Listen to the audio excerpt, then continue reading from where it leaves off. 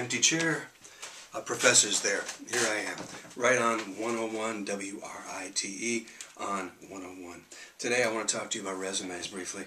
I just finished looking at, in the last 3 days, almost 100 resumes. Entry-level resumes written by students in my writing classes at Bloomsburg University. I have some comments I want to make about these resumes and about entry-level resumes in general. Okay, first comment I would make has to do with readability. If I were an employer looking at 100 resumes, one of the things that would happen to me after about the first 10 or 15 was I would long for resumes that were easy to read and easy on the eye. So all I can tell you is avoid visual clutter with resumes. Look at model documents if you can. Go online and look at various resume software, websites, whatever they might be, and decide what it is you'd like to do and what form you'd like to take for an entry-level job. Okay, for an entry-level resume. You want to avoid that kind of clutter, small fonts. You need good paper, professional quality paper to put these things on, as well as your cover letter, things like that. Proofread before submitting. Make sure that you haven't misused any words. This is all, again, for entry-level, but it really does apply for all kinds of situations. I want to go through and tell you that you have a lot of latitude in terms of what you'd like to do. In terms of the style resume you would like to use. The one I'm going to give you here is really pretty standard, but I have my own opinions about why certain things fall where they do in the resume, and I want to share them with you. Again, they're not cast in stone, they're just one person's way of putting together a really good, solid 1 to 2 page resume for an entry-level position. Okay? I start my resumes out with a career objective. That's where I say, and it's the only place I use personal pronouns in a resume. I'm looking for a job, hoping to attain a job in the electronic engineering field as an electrician or electronic apprentice with a long-range goal of being an electrical engineer or something having to do with computers. Who knows? Whatever you decide. But you would say that you're hoping to attain a position, describe what it is as specifically as you can. After that, once you've described it, what you're going to do is say, and with a long-term goal of, and then you say what you'd like to do in the long run. Okay, it's not a bad way to go. And it gives the employer who's reading it an idea of what your long-range goal is, and certainly what your short-term goal is. Next area is called qualification summary. You can or cannot use this depending upon what you want to do. In some cases, entry-level resumes don't necessarily need them, but when you get further along and you get into your 4th or 5th resume for different positions, qualification summaries are good.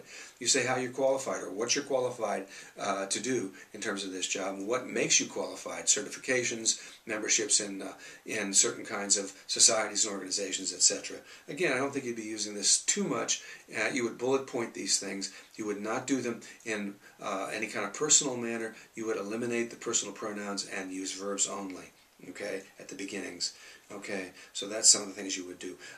Or you could use a noun. You could say member Electrical Engineering Society of America, member Phi Theta Kappa, member this and that and the other. ECRS certification if you're writing about electrical engineering. Okay, the areas after that. There are 2 of them. One of them is your education, the other is work experience. Now there's a lot of variety here, and there's people that believe that work experience should come first in terms of this, and education should come second in terms of the listing. I personally believe that for an entry-level job, you should list your education first and work experience second, because education provides a firm foundation for everything else. And I think that's really an important thing to do, to say, this is my first job, I'm right out of the gate, and here I am, and I'm going to be graduating Bloomsburg University, effective such and such a date, whatever it might be. Look in a technical writing handbook or an a business English handbook, and look at resume samples. Look at resume samples online as well, and you'll see different ways of doing the education entries. However, I will tell you that with education entries and work experience entries, you should do these in reverse chronological order. That is, you're going to start in each category with the most recent school you attended, okay, in the case of the education section, and the most recent job you've had in terms of the work section. All right, if you haven't graduated from Bloomsburg University yet, you would say Bachelor of Science in Computer Science or Computer Forensics, degree expected June 2013. Okay, that's one of the ways you can do it. You could say under that category also what your current GPA is, or you can just say your GPA in terms of your major courses. You can also list in that area major courses that you've taken. Okay, that's another thing you can do if you want. You can list bullet points and courses under that particular education thing. After that, you would put the next most recent educational experience you've had. In many cases, it'll just be high school. And you would put your high school down. Be sure when you put down the name of the college or the high school that you not only put their names down fully, but you also put down what city they're in. Okay, don't assume that everybody knows where Hazleton High School is.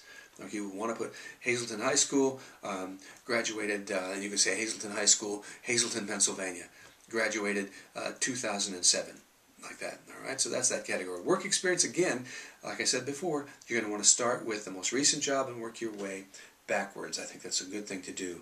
Okay, and again, when you start talking about tasks that you performed in a number of these jobs, there's two things you have to keep in mind. One, no personal pronouns. You would not say that you worked for Acme Air Conditioning Company and you worked for them from 2007 to 2008, and down below you'd say, I installed air conditioners or thermostats. You would say, installed air conditioners, installed thermostats. No personal pronouns. Okay. The other thing to know is this. When you're listing a job that you're currently still on, you would say, been on this job, you would say Acme Air Conditioners, 2009-present, 2009 - to the present. You used to say present, okay? Any verb you use, since you're still on a job, any verb you use in those bulleted points would be in the present tense because you're still doing the job. It's common sense. However, if you work for Acme for 2 years and you say you worked there from 2007 to 2009, well, obviously that job ended. And if that's the case, then you would put your verbs for whatever you did in that job: installed air conditioners, installed thermostats, did spot checks, etc., whatever you might want to say. Okay, but definitely use reverse chronological order. Okay, after the education and work experience sections, you may want to do a section called related skills and abilities. I encourage all my students to do this because they say, well, I don't really have any related skills, but sure you do. Oftentimes you may not even think about it, but if you do, think about this. What computer languages do I speak? If I do any? Do I do Java? Do I do C++? Am I good with Visual Basic? If you don't have that, what operating systems do you use? Well, I use Internet Explorer 8. You know, I use Mozilla Firefox, whatever it might be. What else would I say? What hardware? Well, sometimes that's a little hard to define, but software is certainly easy. You could say I use the Microsoft Office suite. If you do, you could say, and that includes Microsoft Word, Microsoft Publisher, Microsoft Excel, Microsoft PowerPoint. Okay. Now, aside from computer stuff, you may want to talk about the foreign languages that you speak. I speak French. Okay, je parle un très peu. You could do that if you like, as long as you do in fact speak French, so they don't speak to you in French at an interview and you bottom out. You don't want that to happen. Or if you have special certifications that you don't list in a qualification summary, you can list those. If you're a firefighter and you've got those kinds of credentials, or you have expertise in CPR and you're licensed that way, that's fine. You can also include some other sections, an awards and honors section. If you were in the National Honor Society, that would be fine to do. If you were graduated cum laude from high school or college, that'd be fine to do as well. If you want to, after that section, an extracurricular section, that'd be okay to do as well. If you want to list the glee club and the chorus and the band, those are kinds of things that they'd like to know you're a well-rounded person. You can certainly do that if you want. Bullet point them. Finally, you end up with references. And when you end up with references, I will tell you this. My advice to you is put down references, and underneath that, and maybe italics in upper and lower case, put down references available on request.